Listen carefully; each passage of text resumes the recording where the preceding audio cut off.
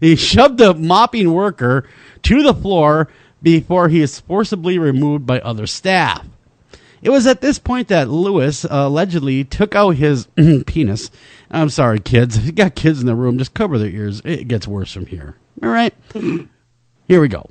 And wiped it on the glass window before threatening to kill everybody of the BK, man. He was attempting the very difficult wiener window wash.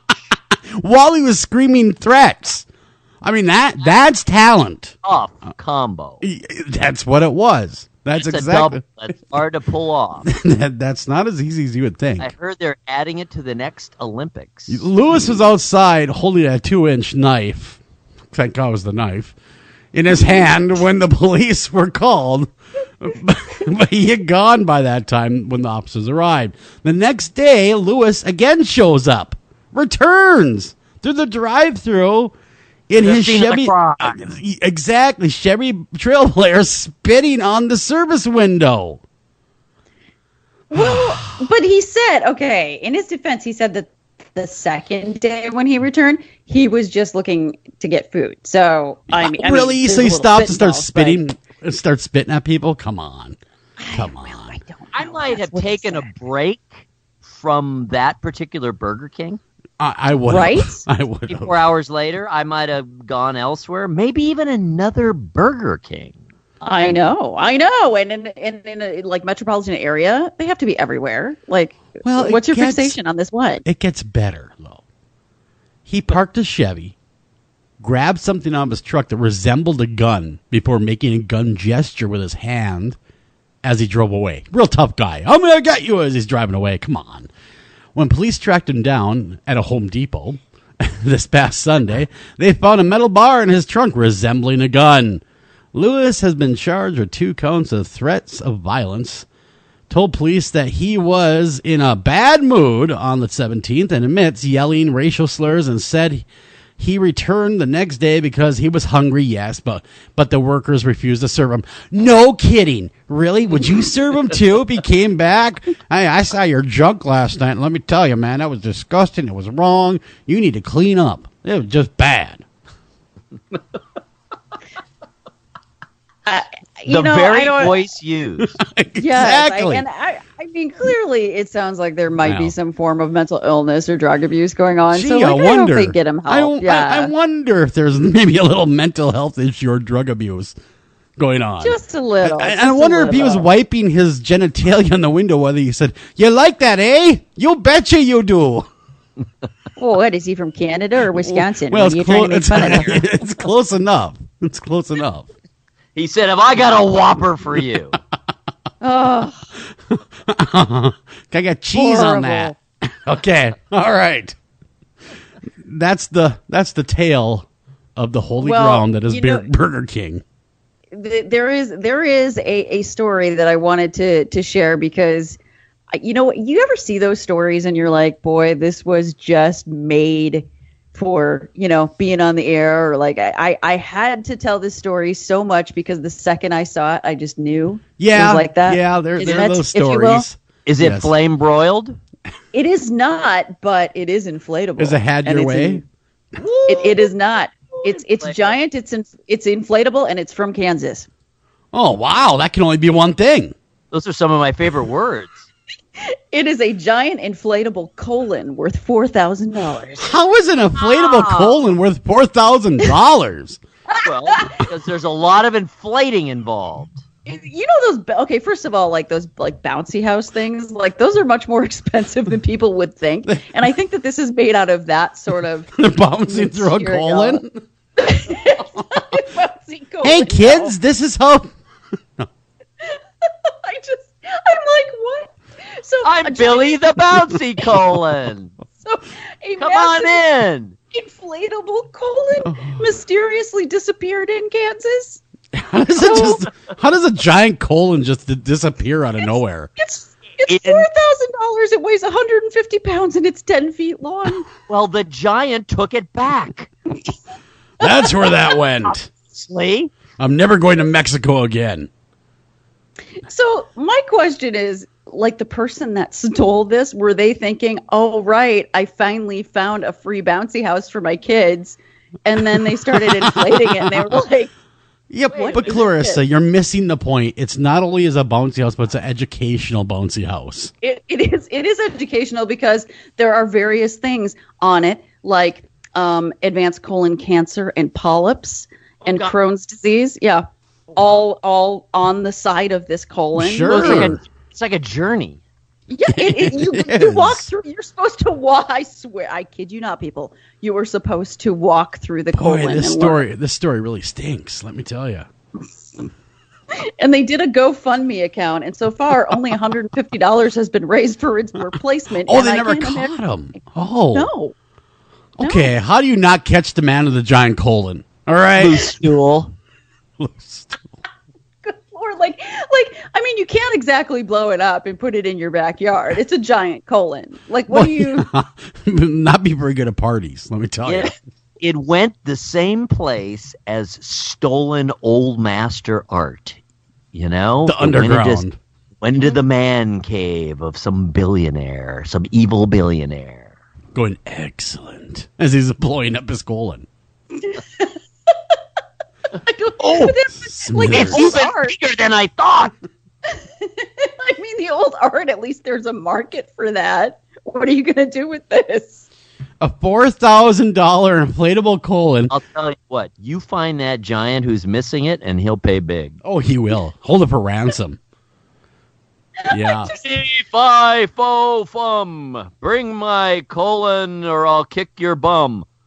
Yeah, it's missing somebody. So apparently somebody showed up to this event, which, I mean, in its defense, was a cancer fundraising event for cancer, right? They arrived in a pickup truck with the deflated colon because they were going to blow it up and put it on display, and somebody stole it out of the back of a pickup truck. What? Wow. Dang. Man. Yeah. I know. That would be hard. How does not somebody notice you're stealing a colon, though? 150 pounds. Yeah. How does no one's... Hey, is that our colon going down the highway with the back of that truck? You know, though, I have to say that if I let's say next to said pickup truck, it's not that I wouldn't call the cops, but I think that there's a large piece of me that really... I was going to say, it sounded like you dropped there for a minute. You got to that part where you said there's a large piece of me and you left. Like, did that part leave? No, I feel like I'd be so interested in what type of felon would want to steal this thing. Like, do you really want to be going to prison for grand theft for stealing an inflatable colon? I don't think you'd do really well in the pokey with stealing a colon. Right? I think you would win the prize. You would, of the strangest crime of the week. Oddest conviction of the week, yes. You would win some sort of prize, yeah. Wrecked him, damn near killed him. And actually, let me see if I can send this to you, because this leads me to another story that I'm not totally sure if it is, say, a crime or not, but it's one of those things that happens that I think that if it was investigated enough, it probably could be investigated. They would find something illegal. As a crime. Not the colon one. This has to do with the U.S. Consulate. It's an ambassador. Really? So the U.S., I think, where is it? It's Australia, right? So we've got the U.S. ambassador to... We haven't had one to Australia for a couple of years, right? The longest stretch since World War II. And they were going to have like a meeting for the Australian ambassador to America. And so Wait. That's your colon connection. They're going to bring that over. Maybe they're like, let me teach you something you need to know about. This is what's happening. No, so basically we haven't had an ambassador there for a while, and they were like, hey, we've got to do some trainings and get some trainings going on here. And so they are training a person on the email search. And so they sent out basically a consulate-wide email newsletter on the official newsletter platform. And I sent you guys over Skype just now what was sent out. I don't know if you can see it. Well, we're going to check that out right now. That appears to be a kitty. That's a cat holding tater tots? Dressed as Cookie Monster. It is indeed. It is specifically a tabby cat dressed in a onesie, a Cookie Monster onesie, holding what appears to be a plate of cookies. Cookies. Yeah. What gave it away for me? Wait. Why? Why would they want to? It's a cat pajamagram, and they were sending it out. Pajama jam. The message included the words in Latin and an RSVP button for the jam. This is what was sent out from the U.S. State Department.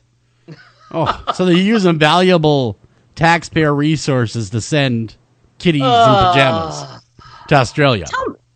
Tell me that's not the cutest thing you've ever seen, though. I mean, it is cute. Messed up. And then we wonder why our government's so inefficient. They're sending kittygrams everywhere.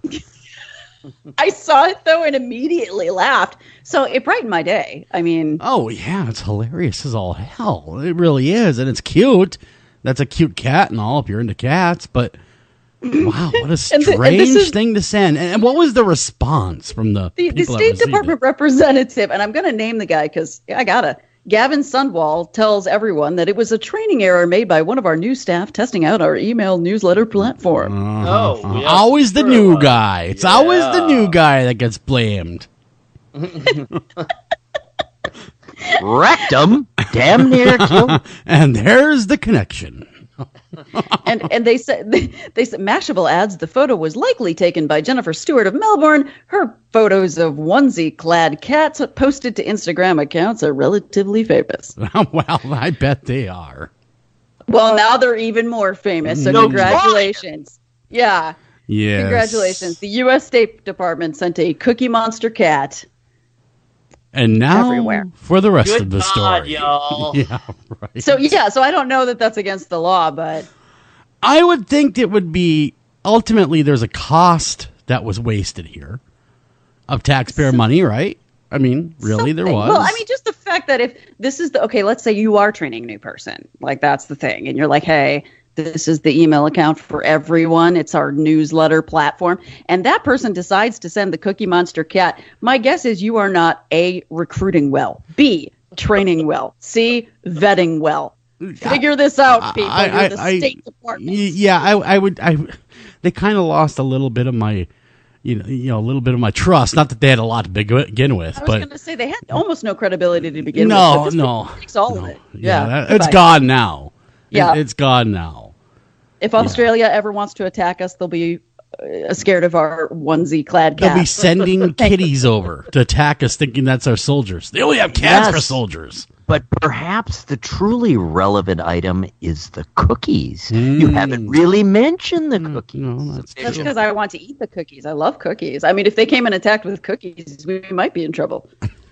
Because I wouldn't want to kill people that brought cookies. No. Look this way. Ooh, cookies. Although we did talk about, other things that people try to poison other people with, like, cheesecake. Ash cookies? A while back, remember, huh? Yeah. The lady with the cheesecake? Eat all of that. Yeah, no. Yeah. If I'm in danger of some sort of criminal act, it's definitely poisoning. Do not trust given freely sweets. Don't do it. They're right on the brink of Halloween? I'm just saying, don't trust if someone hands you a cookie or if they hand you a cheesecake and you don't like them or they don't even know you and they're from a high-powered place, you may not want to eat that. Yeah, you might want to give them right to me. I will. You can be the tester. You can be the tester. I would totally, yes. Oh, I got it. Oh, my God. A fundraiser in a coffin with cookies. Maybe even a cat. No. Cats and I don't always get along. No? But the cookies, yes. Oh, well, I'm allergic to cats. I adore cats. Cats like me too, but they like me too much. You know what I mean? Like when I'm like dying from hives and my throat closing up, cats are like, hey, how are you? Yeah. we haven't we come love out you. from under the bed for 20 years, but we'd love to see you. Like that. Come join us, Clarissa. Come join us. I swear to God. Like people are like, oh my God, my cat doesn't like anyone. I'm like, no, of course they like me. They cookies. know I'm going into anaphylactic shock right now. We have cookies and catnip. Stop by. Oh, no. Oh, you know what, though? Okay, so thank God